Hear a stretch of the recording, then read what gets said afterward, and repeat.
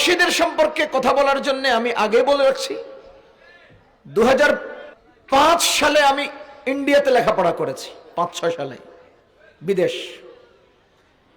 2012 সালে সৌদি আরব, বেশ কয়েকবার সৌদি আরব যাওয়া হয়েছে আমার বিদেশ। 2015 সালে আমি জাপানের একবার তারাবি পড়াতে গিয়েছিলাম, জাপানের টোকিওতে, বিদেশ। 2018 সাল থেকে 2023-24 সাল পর্যন্ত আমি 6 বার আমেরিকার সফর করেছি, বিদেশ। 2023-24 দিকে আমি একবার কাতার সফর করেছি, রিয়াদ সফর করেছি, বিদেশ। এই বিদেশ সফরের মাধ্যমে আমি প্রবাসীদের যে অবস্থানগুলো দেখেছি, প্রবাস জীবনের যে চিত্রগুলো আমার চোখে পড়েছে, এগুলো আমি আজকে আলোচনা করতে চাই, যেহেতু প্রবাসীদের উদ্যোগে আজকের প্রোগ্রাম। বিদেশে আমার বাংলাদেশি ভাইয়েরা হাড় ভাঙ্গা পরিশ্রম করে অর্থ কামায়, আর তারা ওখান থেকে বাংলাদেশে টাকা পাঠায়। বাংলাদেশে তাদের স্ত্রী, সন্তান, ভাই, মা বাবা টং টং করে আর তাদের পরিশ্রমের টাকাগুলো খরচ করে। আমি আশ্চর্যান্বিত হই, বাংলাদেশে একমাত্র দেশ যেখানে একজনের কামাইয়ের ভিত্তিতে 10 জন চলে। আমেরিকায় বাপেও কামাইতে হয়, মাও কামাইতে হয়, বউও কামাইতে হয়, স্বামীও কামায়, ভাইও কামায়, সবাই কামাই রোজগার করতে হবে, নচেত হবে না। এদেশে এক ভাই বিদেশ থাকে তো আরেক ভাই এভাবে হাতা বলটাই এখানে ঘড়ি লড়ায়। এক ভাই বিদেশ থেকে তো এর বাপে লুঙ্গি টাকনুর নিচে দিয়া টাং টাং করে, স্বামী বিদেশ থেকে যে বউ মার্কেটে মার্কেটে টাং টাং করে। বিদেশে স্বামী স্ত্রীরা তো লাখ লাখ টাকা মার্কেটে উড়ায়, কথা বলেন। বাংলাদেশের মতো এত সহজ অর্থ কামাই, টাকা কামাইয়ের পথ আমার অন্য কোন দেশে চোখে পড়ে নাই। বাংলাদেশে সকাল থেকে বিকাল পর্যন্ত যারা ভিক্ষা করে, আমার মনে হয় না পৃথিবীর আর কোথাও এত চমৎকার ভিক্ষার কোন সিস্টেম আছে, আমি দেখি নাই। আমেরিকাতে আমি ভিক্ষা করতে দেখেছি, ট্রেনের প্ল্যাটফর্মে অথবা বাজারের মোড়ে সে আধা ঘন্টা যাবত এই ডেকসেট দিয়া পার্কে বিভিন্ন জায়গায় বাজনা বাজায়, গান কয়, এরপরে 2-4 জন লোক জমে, এরপরে আমার কিছু দেন। আরে চালিয়ে পায়। ভিক্ষাটাও এখানে সহজ, পৃথিবীর কোথাও আমি দেখি নাই এত সহজ অর্থ কামাই। আপনি দেখেন বাসের মধ্যে উঠেন, অথবা দরপত বাজারে, অথবা সোনারগাঁর পানামের এই মোড়ে, অথবা মোগরাপাড়ায় মাঝে মধ্যে দেখবেন একটা ডেকসেট লাগাবে, কয়েকটা বোতল সাজাবে, এরপরে মাইক একটা নিবে, এরপরে কতক্ষণ পর্যন্ত জাদুর মতো কিছু কারবার দেখাবে, এরপরে গাছের শিকড় কত্তরি, আপনার কোমর ব্যথা, পায়ের ব্যথা, হাত ব্যথা, মাথা ব্যথা, এই গাছের শিকড়ে নিয়ে চলেব। গাছের শিকড় পৃথিবীর আর কোথাও বিক্রি হয় না, বাংলাদেশে হয়। আমি আনছি আপনার জন্য ফ্রি গাছের শিকড়টা, আপনার হাতে নিয়ে দেখেন দেখেন দেখেন দেখেন। এটা যদি আপনার ব্যবহার করতে হয় তাহলে রূপার ঠোল লাগবে, আপনি পাবেন কোথায়? আমার কাছে রূপার ঠোল আছে, 20 টাকা 20 টাকা 20 টাকা 20 টাকা চলেছে। বাংলাদেশের মতো এত সহজ অর্থ কামাইয়ের পথ আমি আর দেখি নেই। আপনি এখান থেকে পানাম পর্যন্ত যান, রাস্তার 2 ধারে কচু শাক, এলুসের শাক, তার কলমি শাক, যেই পরিমাণ শাক সবজি উঠে রয়েছে, এগুলোর উঠাই আপনি বাজারে নিয়ে যান টাকা, পৃথিবীর আর কোথাও দেখি নেই। বাংলাদেশি প্রবাসী যে সমস্ত ভাইয়েরা আছেন, আমি কাতারে গিয়ে দেখেছি শত শত, আমি যে অঙ্গনে চলছি ওই অঙ্গনের কথা বলছি, হাজার হাজার বললে কম হবে না, হাজার হাজার বাংলাদেশি বেকার। রিয়াদে আমার ছোট ভাইদের দোকান আছে, আমি ওখান থেকে মসজিদে নামাজ পড়তে যাচ্ছি, রাস্তার পাশে 10-12 জন বাংলাদেশি বসে রয়েছে, সালাম দিছি। আমার দেখে তো ইউটিউবে দেখে, তো দেখে আমার হুজুর আমনে একজন পোশাক আশাক দেখে মনে হলো যে সে মাদ্রাসায় পড়ছে। আজকে 1.5 মাস সৌদি আরব আসছি, 1.5 মাস এখানে বসে আছে। এই 1.5 মাসে একদিনও কাজ পাই নাই। প্রতিদিন সকালে আসি, বসি, বিকাল পর্যন্ত বসে থাকি, আবার বাড়ি চলে যাই, বাসায় চলে যাই। সৌদিয়ানরা আসে, ওই যে আমাদের বিভিন্ন জায়গায় রংপুর, দিনাজপুরের কামলা কেনা যায় না, ওরকম কামলা কিনতে আসে, ওরা ওখানে কামলা বেচা যায়। বাথা ব্রিজের নিচে বাঙালি পুরুষ মহিলা শুধু দেশে চলে যাওয়ার নিয়তে হেনে বসে রয়েছে, পুলিশ এসে ধরবে নিয়ে যাবে, পুলিশে এটাও ধরে না। কি পরিমাণ পরিশ্রম, কি পরিমাণ কষ্ট। যারা ওই টিলায় পাহাড়ে গরম উত্তপ্ত রাস্তায় পরিষ্কারের কাজ করে বাংলাদেশি। আমি একবার গেছি ওই যে ওয়াদিয়ে জিন, যেখানে পানির বোতল ছেড়ে দিলাম না এমনি ঘুরে, গাড়ির স্টার্ট বন্ধ করে দিলেও আমনে এমনি চলে, ওখানে গেছি। সেটা লাশ মাথা, এখন তো বিশাল কিছু করে ফেলছে, অনেক দোকানপাট অনেক কিছু হয়ে গেছে, চারিদিকে পাহাড়, আর যেতে পারে নাই। ওই জায়গায় গোলাকার একটা জায়গা আছে, একটা আইসক্রিমের দোকান আছে, আর দুইজন বাংলাদেশি, দুইজন, এরা কেউ আইসক্রিম খাইয়া ময়লা ফেললে এটা পরিষ্কার করে। আমি আমার এক ক্লাসমেট মাওলানা হাফেজ মোহাম্মদুল্লাহ নাম, এখন অনেক টাকার মালিক বেচারা, দুইজন আমরা গেলাম। পরে বাংলাদেশি দুইজনকে দেখলেই তো বোঝা যায় যে বাংলাদেশি। ডাকছি, ডেকে বললাম যে ভাই কোথায় বাড়ি, বলতে চায় না। কয় টাকা বেতন পান, বলতে চায় না। একটা আইসক্রিম খান, না ভাই আপনার খান। বহু কষ্ট করে তাদের বাড়িঘর কোন জায়গায়, শুধু এরিয়ার নাম লিখছি, ব্রাহ্মণবাড়িয়ার দিকে, কুমিল্লার দিকে। একটা আইসক্রিম খান, খাবে না। পরে মহব্বত করে আমরা 5 টাকা করে দুইজনরে দিছি, 5 রিয়াল। কি যে খুশি হয়েছে, 5 রিয়াল। সেই 5 রিয়াল আমি উমরা করতে গিয়ে তারে দিছি, তারা খুশিতে বাগবাগ।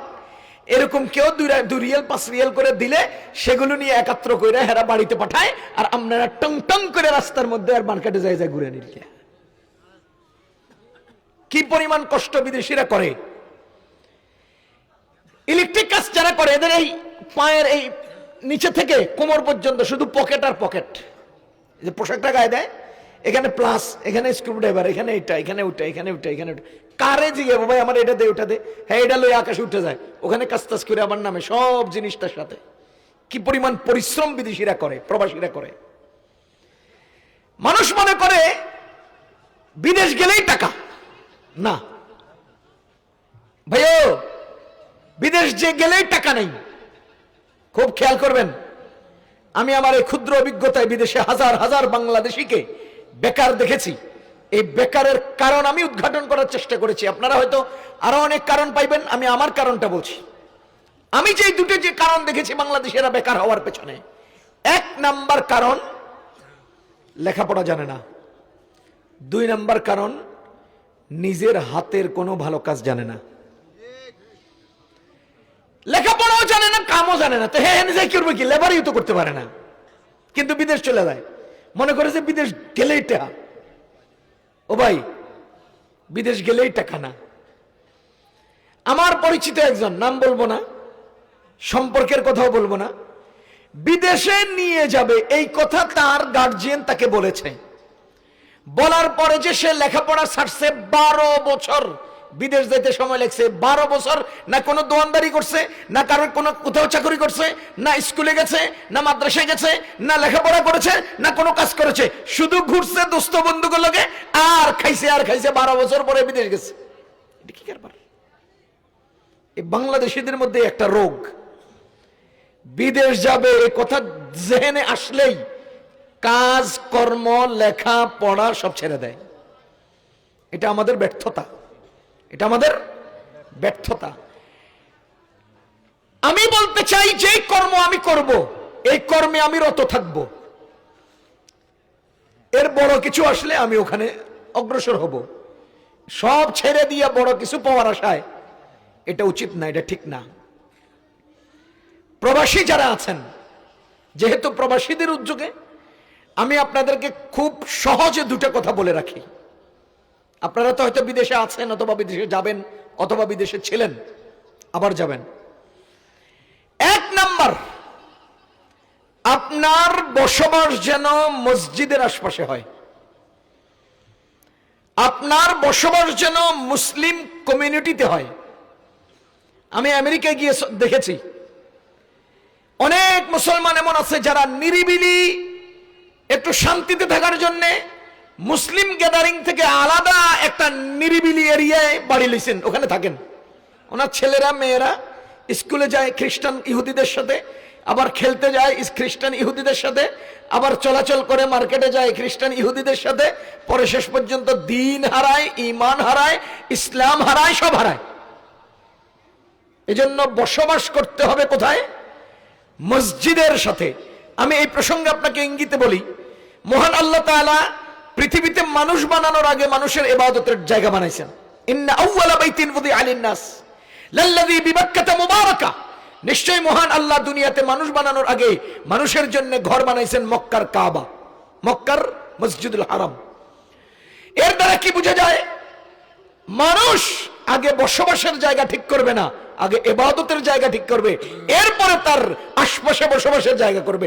নবীজি মক্কা থেকে হিজরত করে মদিনায় গেছেন, যেখানে তার উট বড় বসেছে আবু আইয়ুব আনসারী রাদিয়াল্লাহু তাআলা আনহুর বাসার সামনে। নবীজি প্রথম সেখানে মসজিদ তৈরি করেছেন, মসজিদে কুবা। আগে মসজিদ, পরে বসবাস।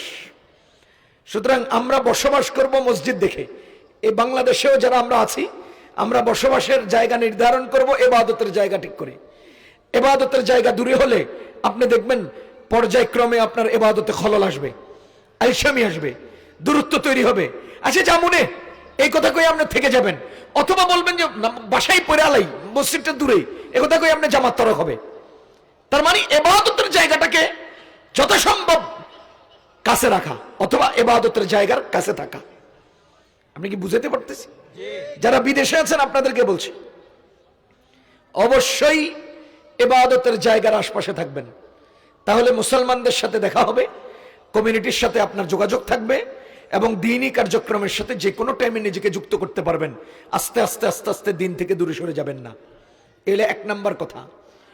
2 নম্বর, প্রবাসী ভাইদেরকে বলছি, 2 নম্বর, আপনি ওই দেশের যে সাথী, সঙ্গী, বন্ধু, দোস্ত বানাবেন, দেখে শুনে দিনদার, পরহেজগার, সৎ, ইনসাফদার বন্ধু নির্বাচন করবেন। যার তার সাথে বন্ধুত্ব করবেন না, যার তার সাথে বন্ধুত্ব করবেন না। আপনার বন্ধু আপনাকে ফুসলাইয়া এমন জায়গায় নিয়ে যাবে যেখানে গেলে আপনার নিজের ফিউচার নষ্ট হবে, ভবিষ্যৎ নষ্ট হবে, জীবন ধ্বংস হবে।